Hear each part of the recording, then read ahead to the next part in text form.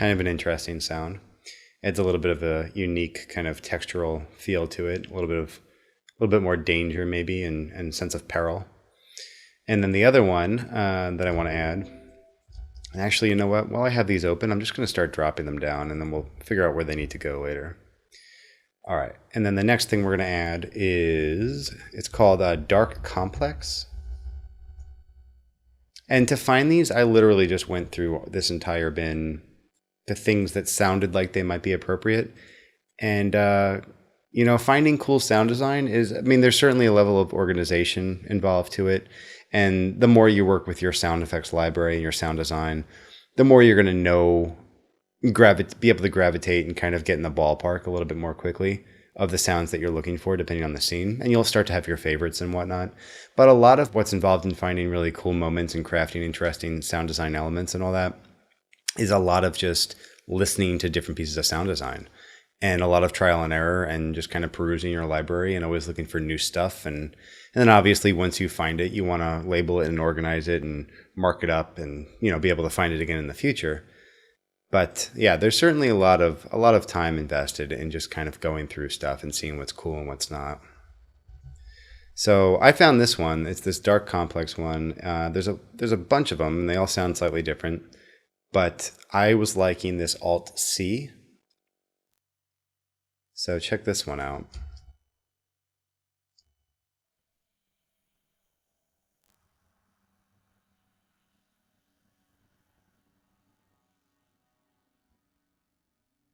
Another cool texture that we can layer in. And so actually, yeah, I'm just going to drop that in as well.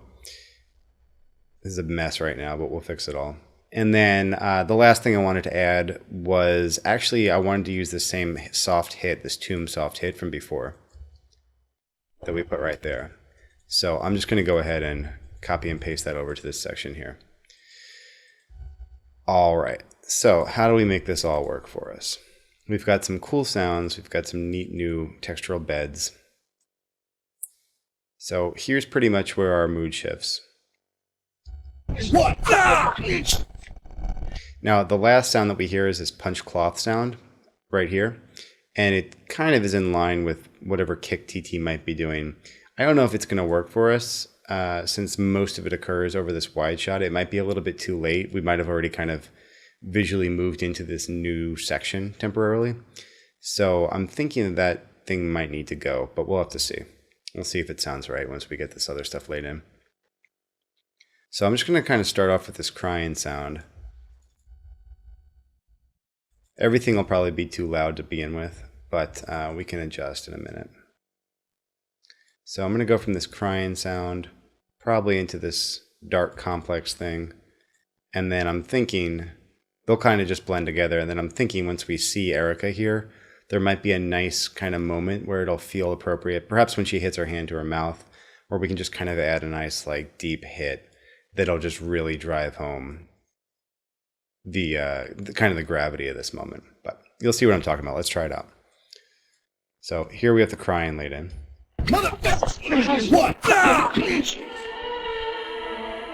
Okay, so I'm gonna move it back just a little bit.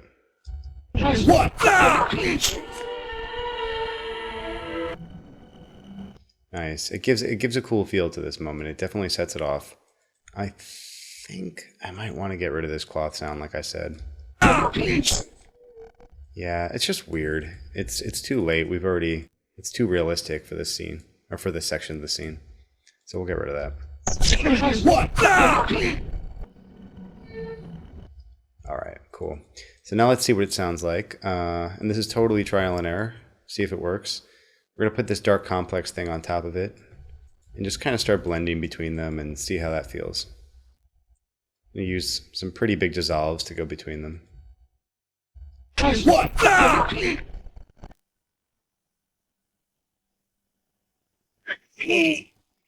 And then obviously right here is kind of where we bounce back into real time, where we start hearing realistic sound effects again, and we're kind of out of this momentarily lull dream state type thing that we just went through. So as we're leaving it, we probably want to get rid of these sounds and have them just dissipate before we're too far back into the regular realism. So I'll just kind of have it fade out over this. That's the this alt complex sound. All right. And I think that was a bit loud too. Drop that a few dB. What?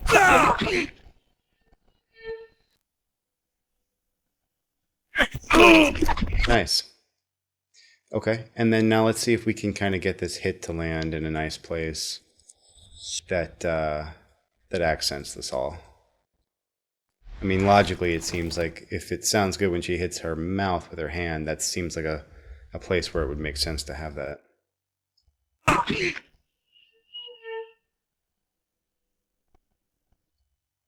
Yeah, I can't even really hear it.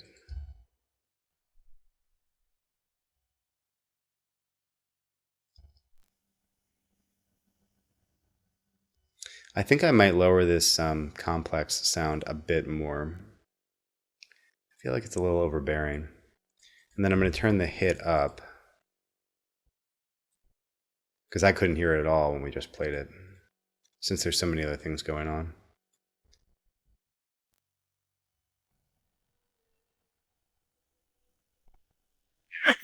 There we go. Now I can hear it. All right, so let's do it before and after. So before adding all this sound design, we had this. What?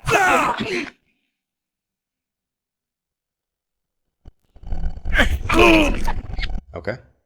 And then after adding it. What?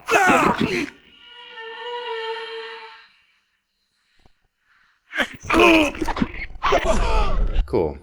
So yeah, so this was an example of adding a bit of sonic variety to the scene and also controlling the pacing a little bit by accenting this moment with a nice soft hit. And later on during the audio mixing process, this will all kind of get balanced out a little bit more. Maybe it needs to come down, maybe it needs to come up.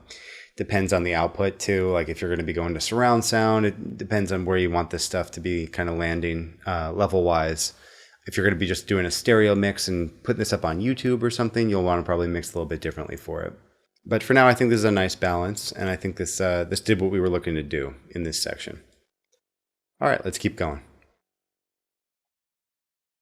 I'm going to actually get rid of some of these video tracks up here just because we don't need them. And I'm kind of running out of space. I'm going to decrease the size of these sound design tracks a little bit. See if we can get this all on the screen here. It's a little tricky, cramped for space here. Okay. So the next section, and the last section I want to show you and demonstrate is this final section here, where the bottle smash occurs, right in here. And then, so there's going to be quite a bit of buildup that we're going to want to create with sound design into this bottle smash. We're going to want to accent that pretty heavily. And then we're going to want to add a little bit of texture in here, and then start ramping up again to a bigger moment that should be the ultimate climax of the scene where Dan roundhouse kicks TT. Okay, so the first thing I want to do, well, I'll play for you what we have, and then I'm going to talk about what we're going to add.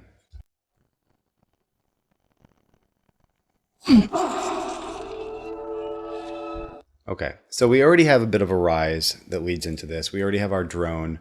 We have a natural sound effect occurring, and then we have obviously Dan's deverbed out kind of grunty groan thing after he gets hit. And we're going to slow-mo for a little bit, and then we come back to real time, and we begin the second ramp up into the spin kick where the fight ends. All right, so what I want to do leading up into this bottle smash is I want to start off by adding a couple more rises and suckbacks. And we just have to be careful not to add too many and to keep the levels relatively under control, because we want to have a little bit room to grow to a higher climax for the next moment, for when the spin kick occurs. So if on the order of 1 to 10 as far as intensity goes, I would say we want to probably ultimately end up with a 10 at the end of the fight. That means that for this one, we probably don't want to go too much past a 7 or an 8. All right, so that being said, let's grab a couple sounds.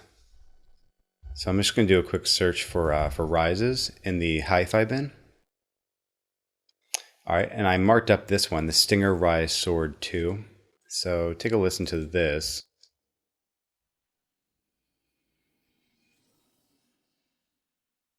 It's a nice build. I'm actually not too big of a fan of the way it resolves with that kind of echo hit. I don't know if that'll really work for us, but certainly the rise into that moment, into that section sounds good. So I'll at least use that part of it, which is essentially just a suck back. So we're going to drop that down, line that up with where the actual smash occurs. Okay. So that sounds pretty good. I'm going to see if I can layer something else on top of that too. Maybe an actual suck back to give it a little bit more texture. And I was liking, where is it? I think it was number 7 that I was liking.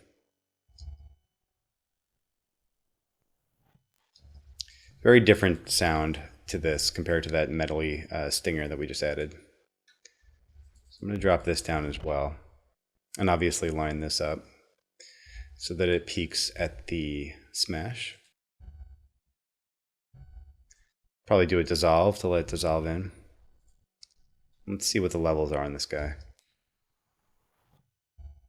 Everything will probably need to come down a bit, but let's see how it sounds.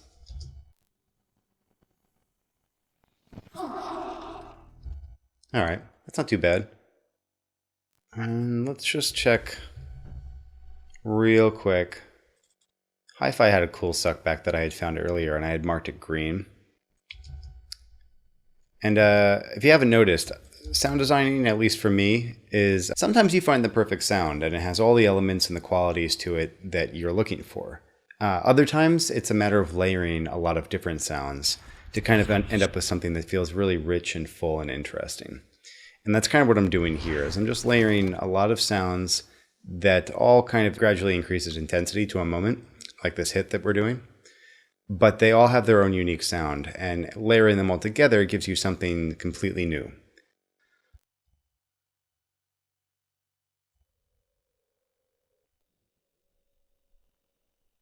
That's a neat one. Okay. So we'll drag that one in there too. And this one's nice and long. We don't have to use it in its entire length, but it is kind of a nice way to maybe just make this build up a little bit more gradual as well, since it can kind of start a little bit earlier. All right, let's try all these out.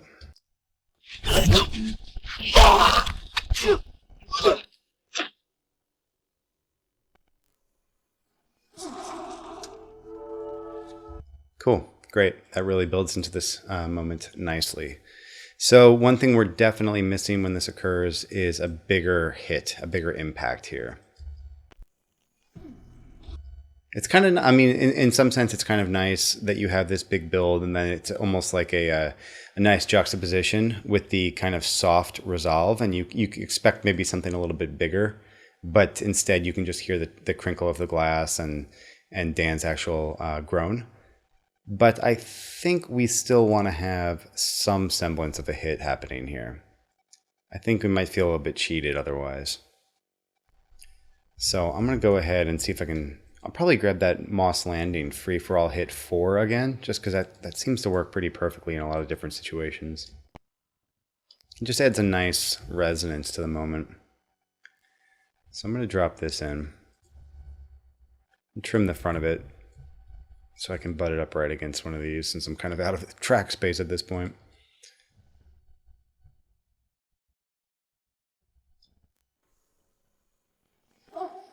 And you can see that we're peaking pretty bad on all our levels, so I think I'm just going to go ahead and turn everything down a tiny bit here.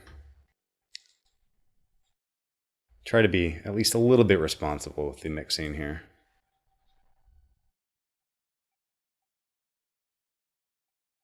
Alright, I'm come down 3.5 dB or so. It's actually probably not enough.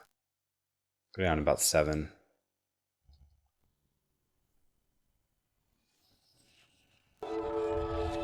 Okay. All right, so that sounds pretty good. It definitely makes this moment a bit more intense. And then there's another sound that I wanted to add right after this. So this definitely takes care of the accenting and the intensity of this actual attack. I mean, we've got that covered at this point. But afterwards, listen to kind of like, it's a little bit empty in here. I think it could be pumped up a little bit.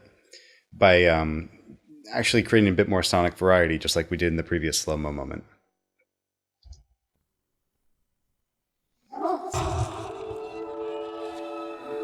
So it feels a little bit empty, I think.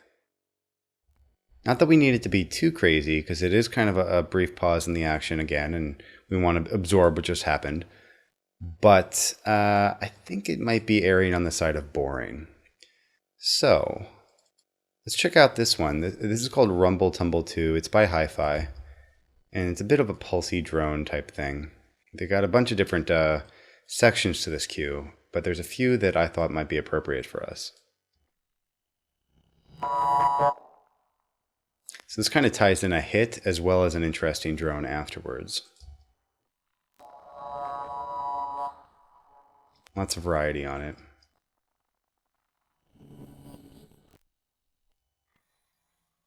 That's too much. Too much. And too much. So it's one of these three, I'd say.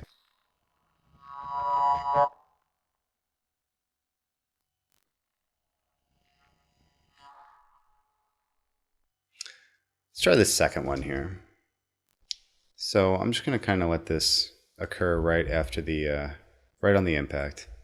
I'll roll it back so it lines up with the other hit that we already have. Let's see, what are the levels like on this guy? It's pretty hot. So I'm going to lower it a bit.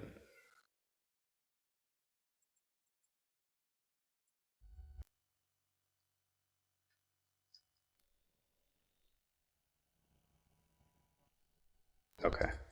And there's a bit of a pop, so I'm just going to put a one frame dissolve here so that we don't get the popping. Okay. And I'm going to actually raise it a tiny bit.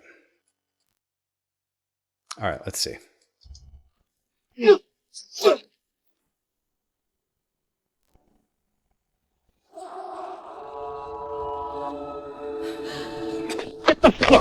Nice. Cool. Yeah, I think that filled up this section a little bit more than it previously was. It added a little bit of interest to it. It was just a little bit empty before, a little bit boring, and now it kind of feels like you're letting this moment resolve a bit more before we enter into the next one.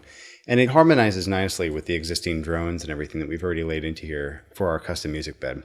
And that's something definitely to keep in mind as you're sound designing, is to make sure that these things not only just sound good or appropriate in isolation, but they also feel appropriate and good with the existing kind of tonal qualities of the sound or the music that you're already using. So real quick, I'll just do another A-B comparison on this section. We'll do a little before and after. I'll turn off all of these additional sound design tracks that we added. And I'll just go ahead and play it, and then I'll show it to you again with what we added.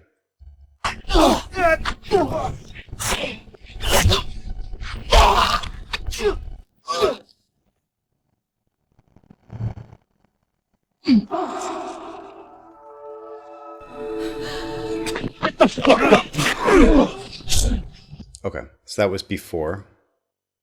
And then here is after adding the sound design.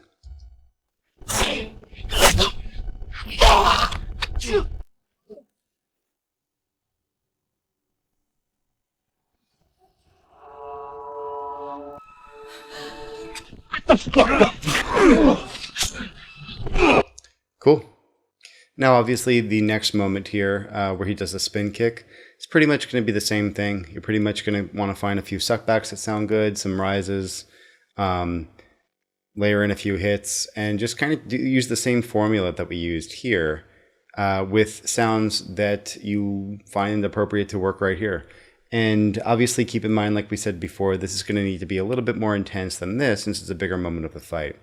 So if you need to make it just a volume thing and literally just turn this stuff down a little bit and turn this stuff up a little bit, that'll inherently make it feel more intense. Sometimes the tonal quality of the sound is kind of what you're looking for as far as to build up intensity or to decrease intensity. For example, one thing that I would recommend trying out when you're playing with that section is this thing right here. It's called Hit Reversed Menace. I think that's what it's called. Menace. Yep. So this is another one by Hi-Fi that kind of has a variety of different sounds in it. There's a particular piece of one of these that I thought was pretty nice. this right here. So again, you can just snag this, and I'm not going to go through all this, but I'll just show you. If you dropped in just that nice little high-pitched ring, it really cuts through the mix. So just dropping that in alone makes a pretty big difference. And now if you can get some more rises going into this and then a big hit on it, I think you'll find that it really creates the intensity that you're going to be looking for your big end of fight moment. So at this point, what I would recommend doing is pretty much just kind of going through this and looking for opportunities where you can add all of these different types of sound design layers into the fight that feel appropriate and beneficial to it. Obviously, you don't want to get too crazy and just have a whole bunch of messy noise going on. But, as you're watching through the fight, try to look at it as a viewer would be looking at it. Try to watch this fight as a really passive audience member. And as you're feeling like you kind of want to get into it a little bit more, like that you want the intensity to kind of be grabbing you a little bit more, go ahead and push that using sound design. And if there's sections that you find feel a little bit empty or they start to feel boring or repetitive, again, you can use sound design to vary the tonal quality, and you can just really sculpt the entire fight using sound design to be something that feels a little bit more unique, interesting, and has the kind of ebb and flow that you're looking for. All right, so I've gone through and I finished sound designing the scene on my own here. A couple areas that I added some extra intensity to are when TT kicks down in the stomach here. I pumped that up a little bit. And then I also added, obviously, our rises into the final spin kick, as well as a hit to kind of ring out after he hits TT in the face with his foot. So I'm just going to go ahead and go back to the beginning here and play you guys what the full scene looks like now that everything's been fully sound designed. You got our money now, just leave us alone.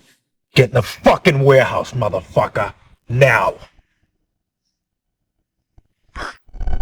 Wait. Hey. Oh.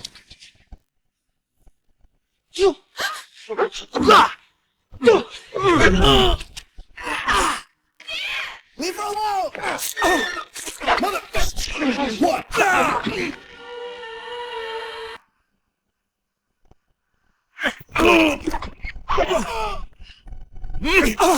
Get up!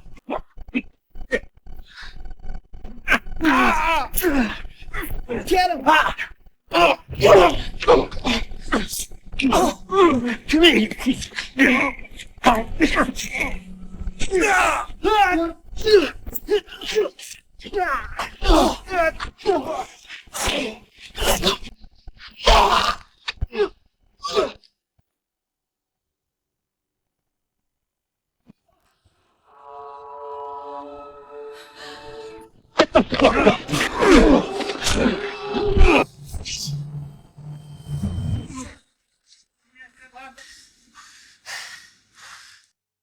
All right, cool. That's looking pretty good. So in this lesson, we increase the intensity of some attacks by layering in some bassy hits, whooshes, and other pieces of sound design on top of our existing Foley and sound effects. Then, we used sound to help shape the rhythm and the pacing of the scene by adding some additional swells, pulses, and hits throughout the fight. And last, we added a bit of sonic variety and style to the cut by paying special attention to certain moments throughout the fight, like a few places where we're using slow-mo effects or we've pulled out to wide re-establishing shots. So, for your homework, go ahead and spend some time sound designing your own cut. This is a really fun stage where you get to be creative with your choices and give your scene a bit of your own style. So please, don't feel like you absolutely have to edit your sound exactly like I've done. Have some fun with it. If you would like to review some of the exact choices I made when editing my version of the cut, remember that you can always take a look at the cheat sheet materials for this particular lesson. Coming up, we're going to go through our sequence and fix any problems we find to really add a final polish to the cut. This is the last time we'll be modifying the structure and timing of our scene to get it flowing exactly the way we want it to, so it looks tight and professionally done. Alright, I'll see you in a bit.